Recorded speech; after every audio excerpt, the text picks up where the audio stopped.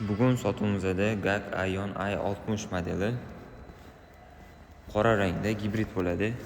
Общий zapas hodi 1200-160 km tokda qolgani benzinda. Qora salon. Yo'llari koja. Ichlari anchagina keng. Orqa stinlarni ham bemalol ko'rishingiz mumkin. Panorama bilan jihozlangan, shturkalari bor. Tak, 19 ballon diskalar bilan jihozlangan. Orqalari anchagina chiroyli. Elektr paket. Bagajlari keng yoqili.